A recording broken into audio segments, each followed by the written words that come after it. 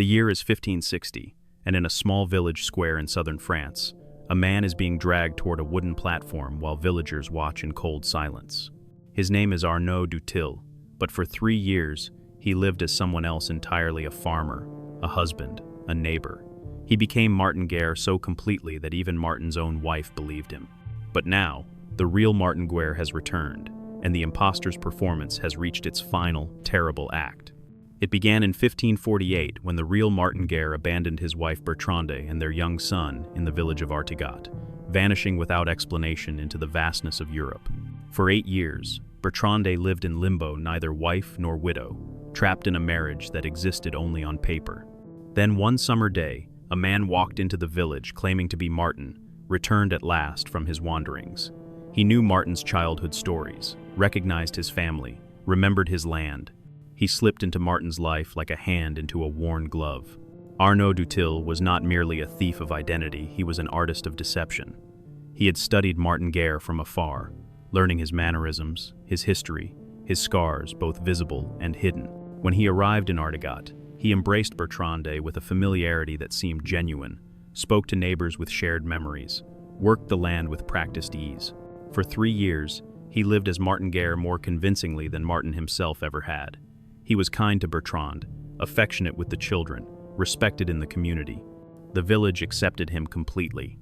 But deception, no matter how perfect, carries its own weight. Martin's uncle, Pierre Guerre, grew suspicious when the impostor began selling off portions of the family land. Questions arose about details only the real Martin would know. Letters were sent, investigations begun, and then, like a ghost returning to reclaim his grave, the real Martin Guerre appeared missing a leg from a war wound, weathered by years of soldiering, but unmistakably, undeniably Martin. The village froze in collective horror. 2 men stood before them, both claiming the same life, the same name, the same wife. The trial in Toulouse became a sensation. Arnaud du Tilh defended himself with desperate eloquence, insisting he was Martin, that his memories were real, that his love for Bertrande was genuine. He answered question after question about Martin's past, stumbling only on the smallest details.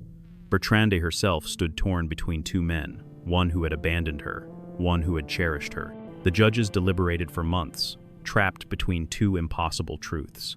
But when Martin Guerre removed his boot and revealed the missing leg, when he recounted details only a husband would know, the illusion finally shattered. Arnaud du Tilh was convicted of imposture, adultery, and fraud. The sentence was death, but not a merciful one. This was the 16th century, when punishment was designed to match the crime in symbolic cruelty. For a man who had stolen another's identity, who had lived a lie so completely that he fooled an entire village, the execution had to erase him as thoroughly as he had erased Martin Guerre. The method chosen was ancient and horrifying. He would be burned alive, his body reduced to ashes, his very existence consumed by flame. On the morning of the 16th of September 1560, Arnaud du Tilh was led to the square in front of the church in Artigat. A crowd had gathered, but unlike the jeering mobs that usually attended executions, these people watched in conflicted silence. Many had liked the false Martin better than the real one. He had been a good neighbor, a devoted husband, a man who made Bertrande smile.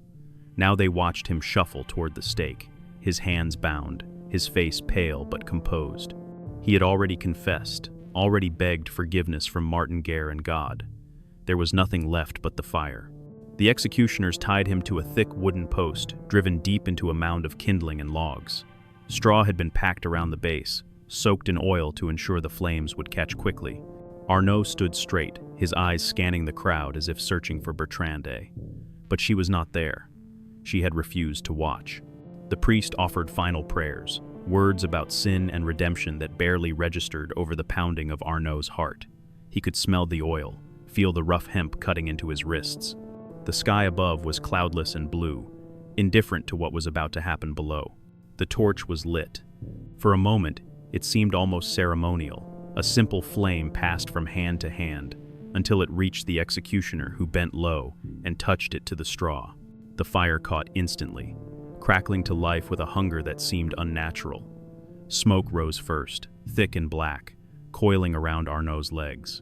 He felt the heat before the pain, a wall of warmth that quickly became unbearable. The flames climbed higher, licking at the wood, reaching for his body.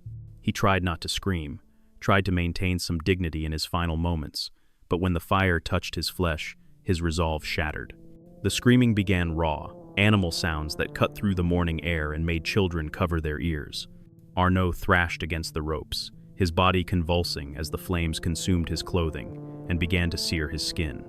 The smoke thickened, pouring upward in a dense column that obscured his face. He inhaled it reflexively, gasping for air, and his lungs filled with burning ash and poisonous fumes. This was the true horror, not the fire itself, but the suffocation that came with it. His vision blurred, darkened. He could no longer tell if he was breathing smoke or flame. The crowd watched in silence, some turning away, others frozen in morbid fascination. The screaming stopped abruptly, replaced by a terrible wet gurgling as Arnaud's lungs failed. His body still twitched, nerves firing in final protest, but consciousness had fled. The fire climbed higher, engulfing the post entirely, and what had been a man became indistinguishable from the burning wood. The smell was overwhelming, charred meat and burning hair, mixed with the acrid stench of oil and smoke. It took nearly an hour for the flames to die down, revealing nothing but blackened bones and a heap of gray ash. When the fire finally exhausted itself, the executioners approached with long poles to scatter the remains. This was part of the sentence. Arnaud du Till's body was not to be buried, not to be mourned, not to exist in any form. The ashes were raked and spread, mixed with the earth of the village square so thoroughly that no trace of him remained. It was as if he had never existed at all, which was perhaps the point. A man who had stolen another's life deserved to have his own erased completely, consumed by fire and suffocated under the weight of his own deception. Bertrande de Rolls went back to the real Martin Guerre, but their marriage never recovered. She had loved the impostor more than her true husband, and that truth hung between them like a ghost. Martin sold the land and moved the family away from Artegat, away from the whispers and the memories. The village eventually forgot the details, but the story lingered, a cautionary tale about identity and deception, about the terrible price of living someone else's life. The ashes in the square were trampled by thousands of feet over the years, scattered by wind and rain until nothing remained but the story itself. In the end, Arnaud du Tilh achieved a strange kind of immortality. He became Martin Guerre more successfully than Martin himself, and though his body was reduced to ash and smoke, his story refused to die. It was told and retold, adapted and examined, a puzzle of identity that philosophers and historians still debate centuries later. He died suffocating under ashes, his lungs choked with the smoke of his own burning, but his name, his real name, survived. Perhaps that was the cruelest irony of all. In death, he finally became someone real. If this story made you think, don't look away. Like, share, and subscribe for more dark truths buried beneath history's blood-stained pages, because the past isn't dead, it's still warning us. The line between who we are and who we pretend to be is thinner than we think, and history remembers those who cross it with fire and ash.